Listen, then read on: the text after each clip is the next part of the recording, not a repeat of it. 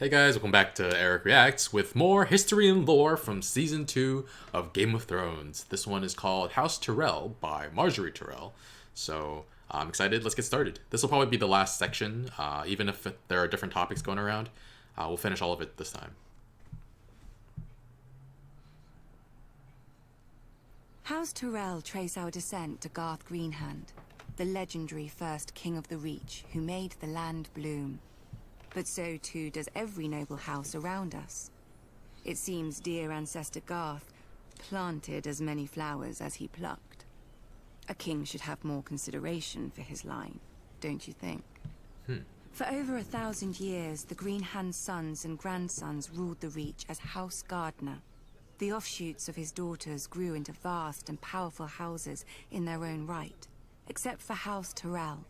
We chose instead to serve our Gardener cousins faithfully as stewards, to manage their stronghold of Highgarden and the daily affairs of the Reach. Our words are growing strong. And under our stewardship, the Reach did just that. As did we. Until a blundering king almost cost us everything. Aegon Targaryen had landed in Westeros. King Mern allied us with the Rock to repel the upstart's army. One can only marvel that King Mern did not reconsider when he saw the living dragons against him. Perhaps he should have sought counsel from his trusted stewards before he set out. Then again, perhaps he did. At the Field of Fire, Aegon, and let us not forget, his sisters, burnt the combined armies of the Reach and Rock. King Mern paid for his misjudgment with his life and that of his ancient family.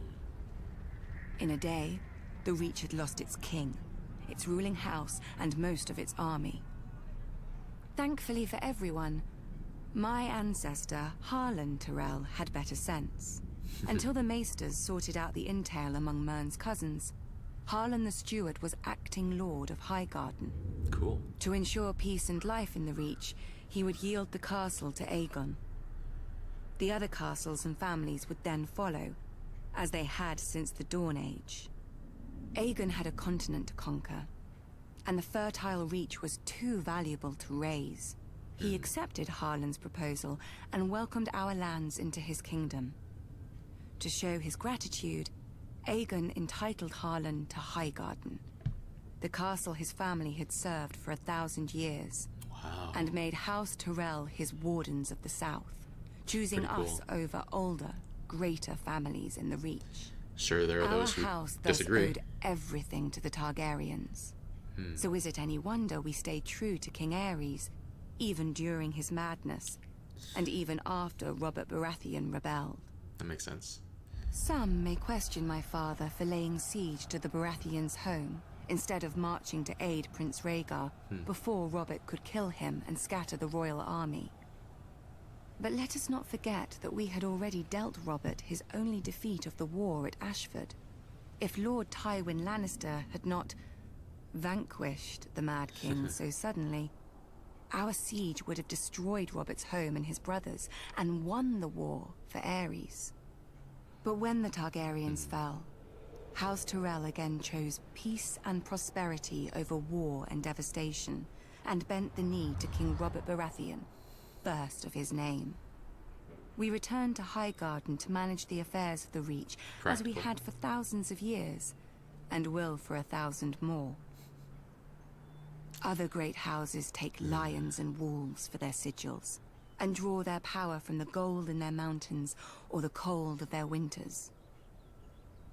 But mountains run dry, winter yields to spring, and the rose blooms once more. That's pretty strong analogy. Dragonstone by Stannis Baratheon. Nobody knows why the Targaryens first came to the island of Dragonstone. Old Valyria was then at the height of its power and the center of the civilized world, which ended at the Narrow Sea. Westeros was a filthy backwater with 7 kings squabbling over borders and minor glories. So much for progress. The island itself was and is nothing. It had no gold or gems to lure Valyrian nobility. All it has is rock. Mostly a shiny black stone, too brittle for war and too sharp for building. The Targaryens called it dragon glass. And yet... I call it useless. But the Targaryens managed to raise a castle No, it here. has to be more important than that. Simpletons claim they used ancient Valyrian sorcery, forgetting that the Targaryens brought a small army with them from Essos. We saw weapons There's made no out of them. magic in strong backs. Though admittedly the castle is unlike any in Westeros. Foreign and strange. If the Targaryens ever regretted their barren outpost and longed for the comforts of home, the doom made their folly permanent. Valyria collapsed into the waves and was no more. To look east was to see the ruin of their homeland, the greatest civilization before or since.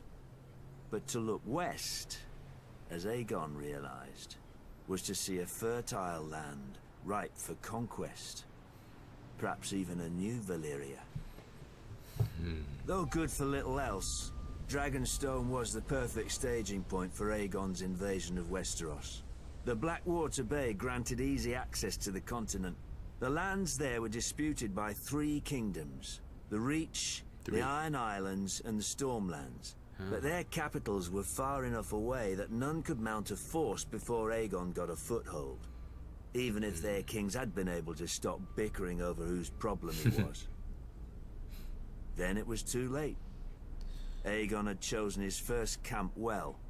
With the bay to the east, the river to the south, and open fields to the north and west, his army would be impossible to take by surprise.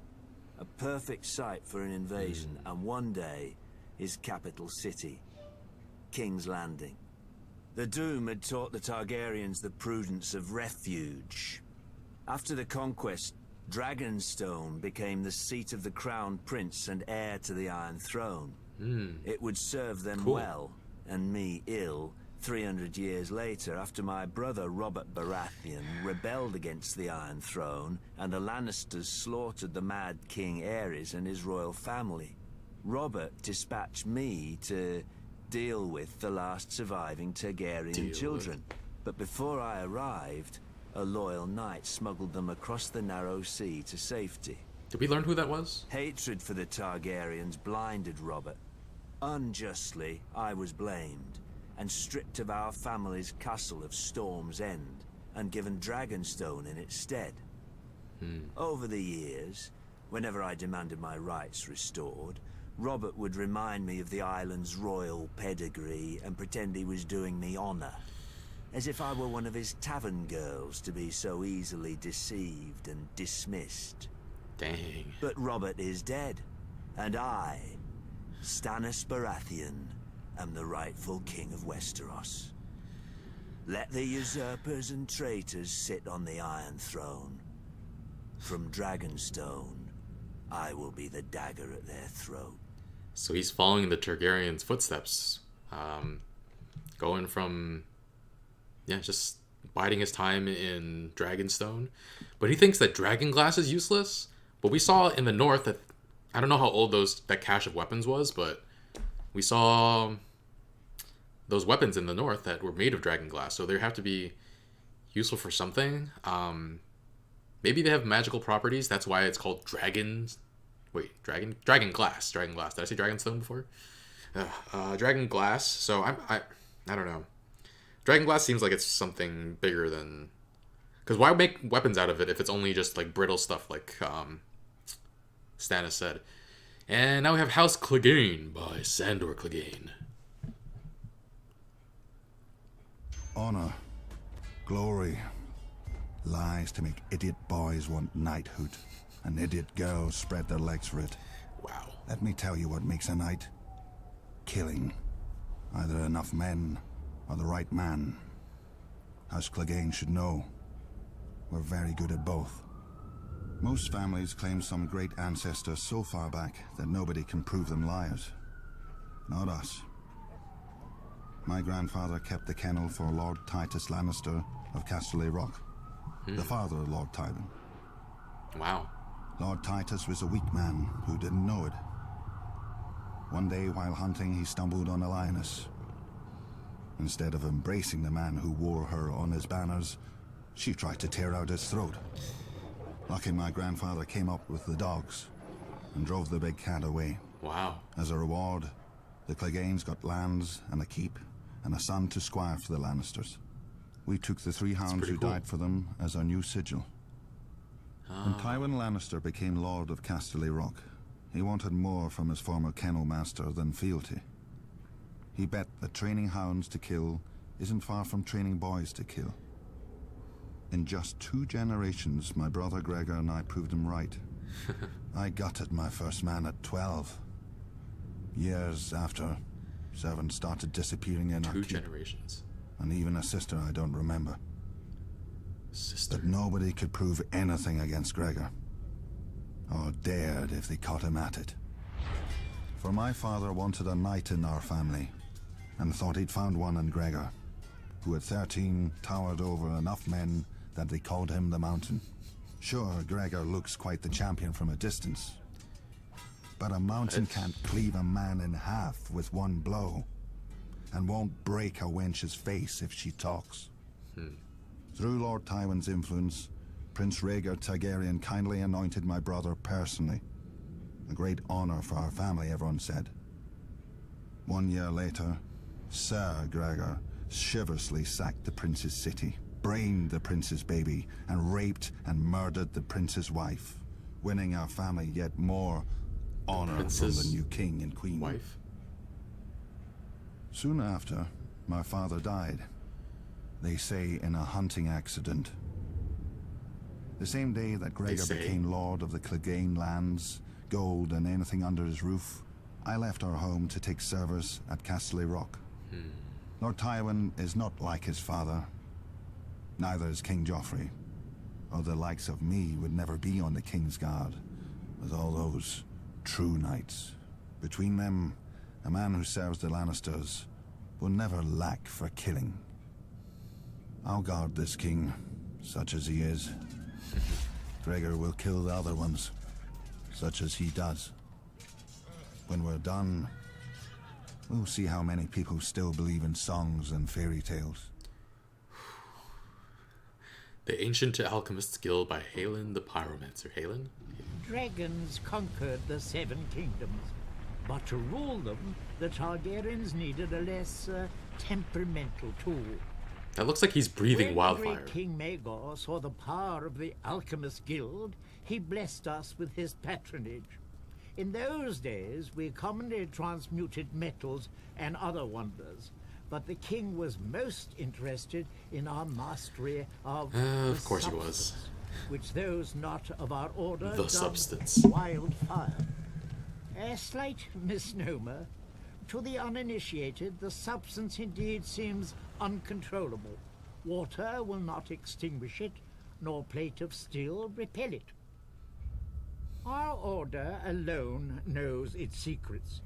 In bare stone cells beneath the guild hall, our acolytes prepare the substance with utmost care and ancient magic. Apprentices then remove the jars to a secure storage. Overseeing its purity are the wisdoms, such as myself, who are adept in the alchemical mysteries. Should an acolyte prove unworthy and allow the substance to ignite, the ceilings are spelled to collapse and fill the room with sand. For once lit, only smothering or starvation will quench the fire. Many years did the Alchemist Guild serve the Targaryens faithfully, until we were beset on all sides by the envious, the Order of Maesters, who dismissed all learning but their own, and the charlatans who hucked green paint and worse in our names. After the unfortunate Prince Maesters. Aerion Targaryen, drunk with wine, boasted that a draught of the substance would transmute him into a dragon, we lost our royal favor. Wow. Then came the wise King Aerys, second of his name. I was merely an acolyte, when he restored our guild to its former glory. As had his great forefathers, he appreciated our secret arts, even naming Wisdom Rossart as Hand of the King. Wisdom Ross. Together, they punished his enemies as befits a true Targaryen. Yikes. During the War of the Usurper, I heard whispers that King Aerys had engaged our greatest wisdoms for an ultimate weapon against his foe. But sadly, King's Landing must have fallen before it could be used, and many of our wisdoms disappeared in the sack of the city, victims of ignorance and envy, as ever, I'd wager. Yet our order perseveres, like the substance which grows ever more potent as it ages. We perfect our ancient arts in darkness, forgotten by the world. We are masters of the fire, but we live only to serve. All we need is the right spark. So yeah, I forgot to mention again before I started this video that I'm actually several episodes ahead, so I know what Aerys Targaryen's plan was. But wow, he thought it was like a trump card. A long time ago, they say, some Ygritte. old southern king enslaved our giants by magic and forced them to build your famous wall. Oh, Then he giants kicked all built of my it. kind to the other side and raised an army to keep us there. Whoa. And we're the uncivilized ones. Wildlings. Might be Sir King was wise. Even a giant can be made to kneel. But only if he wants a better crack at your head. The free folk don't follow a man because his father tells us. If the king's son was brave and strong, aye, we'd follow him as if he did his father. If he wasn't... But it seems to me, as much as the wall keeps us out, it keeps you southerners in. You follow laws you didn't make. Kneel to kings you didn't choose, and pray to gods Whoa. you never hear from. Traders talk about your seven. Beyond the wall, the stars shine bright and clear. Any gods there aren't listening to the likes of men. Our gods are of the forest, in the trees that shelter us and the rivers that feed us. They gave the land for all of us to share. We fish, farm, and hunt where we will, when we need. If a man wants a woman, he has to prove he'll give her strong and cunning sons. Now, it's easy. When she tries to slit his throat, he don't let her. With Wow. the free folk, you get what you can Jeez. take, and you keep what you can hold. Does that mean? No more. Uh, I wonder. Even if my kind didn't hop over your wall, would he still set your night's watch to guard it? You southerners are rich. You always have more steel, gold, and daughters. I think you're afraid. Yep. If you've always knelt, and you don't know what freedom is. And if you've not been beyond the wall, you don't know what fear is. They're afraid of fear. Is that a white bear? The Night's Watch by Ygritte. Okay. Last one, Swords in the darkness. probably. Aye. The Black Brothers of the Night's Watch are that, at least. As too many of the free folk know. You southerners are strange. A man murders, Strange. and you train him to kill better. A man thieves or rapes, and you send him where it's dark and private. That's true. Well, at least you make him promise to be good. Well, then you make him regret even that. From the time he's woken to the time he's allowed to sleep, he walks the frozen wall, carries frozen stones, or boils frozen food. When he lies down at night, he can't have nobody to warm his frozen bed. Well, not unless the crows like to nest together. Do you think he remembers the stories they told him then? About when the White Walkers woke in the land of always winter, and how the Wall and the Night's Watch were raised to stop them the next time. Never mind trapping us on the other side. We free folk have our stories too.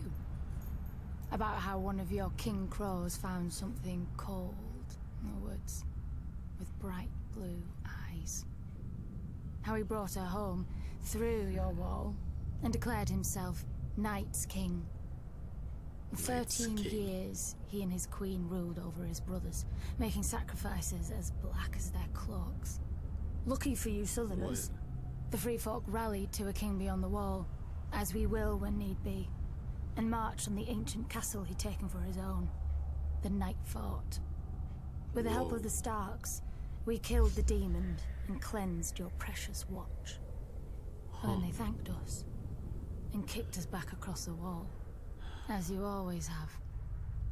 Gendel, Raymond Redbeard, the Horned Lord, each chosen as a king beyond the wall, each promising victory. And all falling to the Night's Watch and the Starks. But this time is different. Our new king knows your tricks. You called him a brother crow once, but you never forgot his wings. We know how you think. We know where you're weak. Watch for us from the wall if you like. With the cold, you won't even feel the blade slip into your back. I didn't know about that thing that they talked about before. That moment where they teamed up to fight against these. What happened here exactly?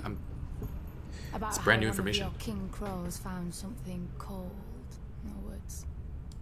Are these White Walkers? I'm not entirely sure. They seem like they built a castle and everything. I'm actually not sure. I'm a little confused. When did this take place? I'll watch it again on my own. But this is like some really, really interesting stuff, guys. I'm glad I watched through this stuff.